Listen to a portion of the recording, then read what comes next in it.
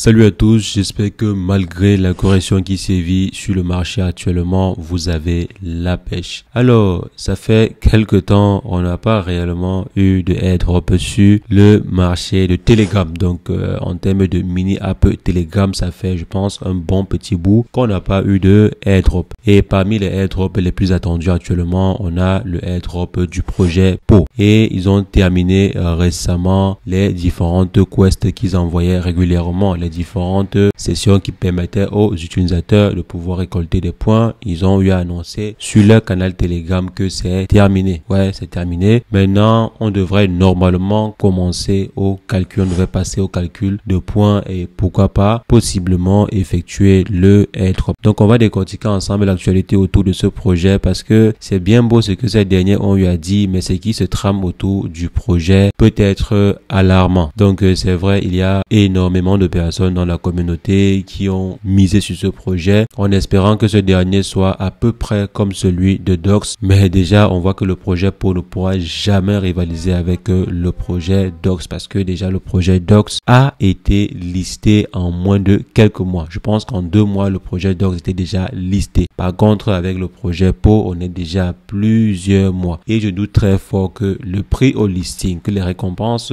qui soient distribuées à la communauté le jour du listing ou le jour du fameux airdrop ne soit même pas la moitié de ce que l'on a pu recevoir avec le projet Dox. Mais bien sûr, j'espère pouvoir me tromper. Donc, on va décortiquer ensemble ce qui pourrait être alarmant autour de ce projet dans cette vidéo et également des autres actualités qui pourraient intéresser le projet. Donc, si jamais c'est la première fois que vous passez par ici, régulièrement, nous faisons de superbes vidéos sur le décryptage de crypto-monnaies. Donc, si jamais cette thématique vous intéresse, n'hésitez pas les potos, abonnez-vous. Alors les amis, avant d'entrer dans le vif du sujet, dites-moi en commentaire combien de pots vous avez actuellement. Parce que depuis la dernière vidéo, la team a eu à émettre encore plusieurs quests qui permettaient aux utilisateurs de pouvoir récolter un maximum de points. Je pense qu'entre la dernière vidéo que nous avons faite sur la chaîne et cette vidéo-ci, il y a eu pour au minimum 50 000 voire 60 000 pots que vous pouviez récupérer en effectuant régulièrement des pots. Donc dites-moi en commentaire combien de pots au final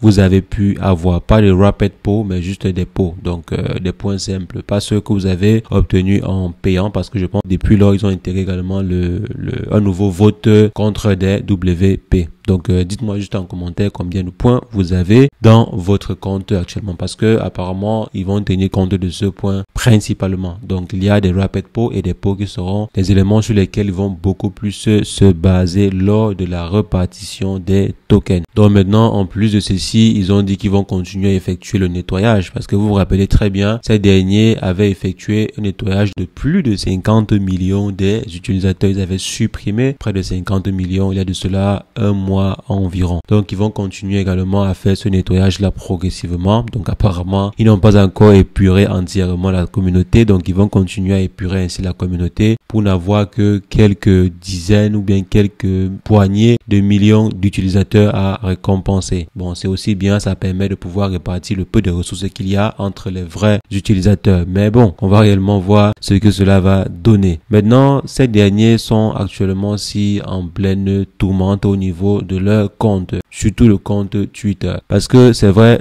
la plupart des personnes qui sont actuellement sur la communauté ou bien la plupart des personnes qui sont actives sur ce jeu ne savent pas réellement qui sont ceux qui sont derrière, ne savent pas réellement quelles sont les différentes ambitions de ceux qui sont derrière, et donc du coup le projet et la team derrière se font bannir régulièrement leur compte Twitter. On se rappelle, il y a eu au moins 3 comptes Twitter du projet qui ont été bannis, et parmi ces comptes là il y avait un compte qui était certifié Gold. Généralement ce sont des comptes pour entreprises. Donc si le compte certifié Gold a été banni, ça veut dire que les amis, il y a quelque chose d'assez très louche qui se trame derrière, parce que généralement pour qu'on puisse autoriser un compte à être certifié en Gold, généralement tu te récoltes quelques informations sur l'entité en question. Donc peut-être après avoir récolté les informations sur l'entité, on a trouvé qu'il y avait quelque chose d'assez louche derrière. Et également les différents comptes que la team a eu à mettre à disposition en alternative ont été bloqués. Donc je pense que parmi les différents comptes, les 3 comptes qui ont été mis à disposition, il ne restait plus qu'un seul compte, à savoir le premier compte. Ce n'est que le premier compte qui est actuellement opérationnel. Les autres comptes ne sont pas opérationnels car ils ont été tout simplement bannis. Les comptes en question ont été bannis et malheureusement ça ne présage rien de bon. Si les comptes des développeurs sont bannis, si les comptes de l'entreprise sont bannis, et après avoir étudié le projet en question, on se rend compte que le business model du projet en question est basé uniquement pour l'instant, pour ce qui est de ce que nous voyons pour l'instant, est uniquement basé sur la collecte de fonds liés au vote et également sur les affiliations entre les différents projets. Donc quand par exemple vous voyez sur l'application, on vous dit accéder à tel jeu et ensuite atteignez au moins telle étape, ou bien accéder à tel jeu et faites ceci. Donc généralement il s'agit d'un système d'affiliation sur ces différents jeux. Comme par exemple vous partagez souvent les liens des jeux pour pouvoir obtenir de nouveaux utilisateurs et tout. Donc il y a également ce système de, on va dire, affiliation là qui est mis en place. Mais à part ceci, quel est le réel business model derrière ce jeu? Parce qu'on ne peut pas faire 6 mois,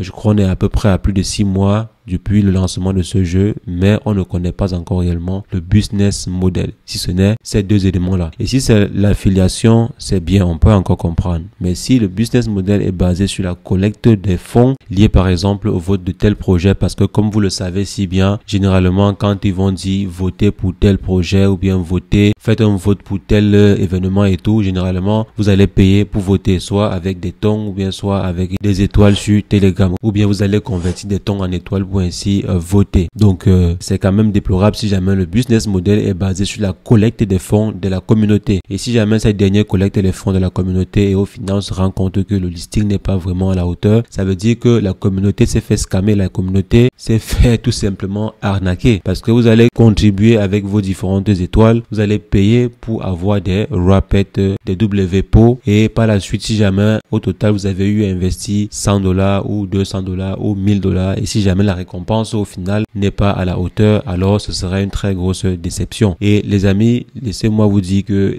ces différents projets là généralement ne vont pas exploser, ne vont pas cartonner dans le long terme. Donc si vous investissez en espérant que le projet puisse atteindre je ne sais pas combien dans 10 ans ou 100 ans, les amis, je crois que les anciens projets nous ont montré qu'il ne faudrait pas faire confiance à ces projets. On a eu Hamster Combat, on a eu Mosque Empire, on a eu d'autres projets, Tomarket, etc., etc. Donc tous ces différents projets nous ont montré que il ne faut pas faire confiance dans le long terme à ces projets. Même le projet Notcoin, qui était le premier projet à être valorisé à plusieurs milliards dans l'écosystème Tong. Je dis bien même Notcoin. Aujourd'hui, le projet Notcoin est dans les oubliettes. Il y a également un autre projet, le projet Dox aussi. C'est vrai, le projet monte et descend, mais de façon grosso modo, le projet Dox est également en train de chuter. Donc même les meilleurs projets de l'écosystème Tong sont en train de chuter. Les meilleurs projets de airdrop sont en train de chuter. C'est pour dire il ne faudrait pas du tout mettre ses espoirs dans un projet similaire de l'écosystème. C'est vrai, on va dire oui, le Bitcoin aussi, personne ne croyait au départ. On va dire tel projet, personne ne croyait au départ et aujourd'hui le projet a fait ceci, cela. C'est bien beau, mais pour être raisonnable, parce qu'il y a tellement de projets sur le marché que si vous allez sur tous les projets sans raisonner, alors les amis, vous allez vous faire plumer. Donc il faut faire très attention, n'allez pas de façon aveugle sur les différents projets, que ce soit sur l'écosystème Tong ou bien sur n'importe quel autre écosystème. N'allez pas investir les yeux fermés disant que bon, le Bitcoin avait fait ceci, alors peut-être le projet s'y peut également faire pareil. Faites très attention. Il y a trop de projets sur le marché. À l'époque, il n'y avait pas énormément de projets. Je pense qu'il n'y avait qu'une poignée de projets. Je parle de l'époque du Bitcoin. Quand le Bitcoin quittait de 0,000 je ne sais combien de zéros, après la virgule à $10 ou $100, il n'y avait pas énormément de projets. Il n'y avait qu'une poignée, voire 6 000, 5 000 projets ou bien juste 10 000 projets au grand max. Quand le Bitcoin, atteignait les $1000, on n'était pas à 2 millions de projets, voire 3 millions de projets comme c'est le cas aujourd'hui. Donc, il faut faire très attention. Avant d'investir sur un projet, il faudrait bien examiner le projet et toujours profiter des différentes fluctuations qui sont sur le projet, surtout au départ. Quand vous allez investir sur un projet, généralement, la team va essayer de manipuler le projet au départ. La team ou bien tous ceux qui sont très proches de la team vont essayer de manipuler le projet au départ. On va investir, la courbe va grimper, ensuite on va récupérer les bénéfices,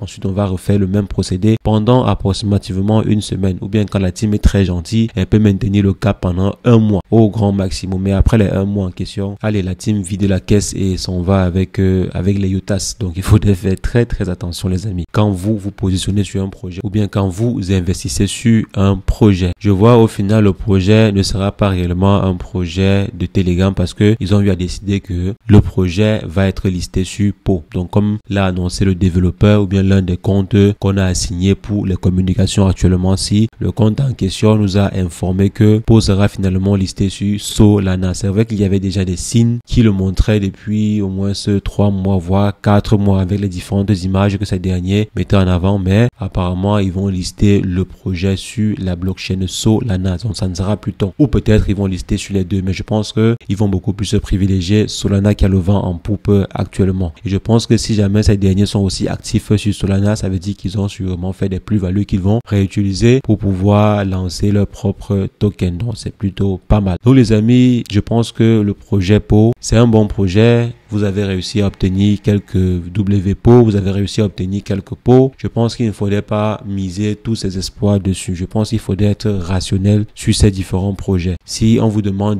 d'investir ou bien voter avec ceci ou cela, il faudrait investir de façon raisonnable. Ne prenez pas tous vos économies, vous misez dessus parce que vous espérez que le airdrop sera à la hauteur. Sinon, vous serez très déçu. Bien, vous pouvez être déçu le jour de la distribution ou bien le jour du listing. Dites-moi ce que vous en pensez en commentaire par rapport à ce projet au vu des différentes, des différentes manigances qui pourraient se tramer autour. Parce que si après avoir examiné les différents comptes de chaque membre qui fait partie du projet ou bien que Twitter décide que la team en question n'a pas respecté ses standards, les amis, ça veut dire qu'il y a quelque chose qui n'est pas normal derrière et qu'il faudrait faire très attention. Donc, dites-moi ce que vous en pensez en commentaire. Comme toujours, je me ferai un plaisir d'échanger avec vous et sur ce, portez-vous bien. Ciao.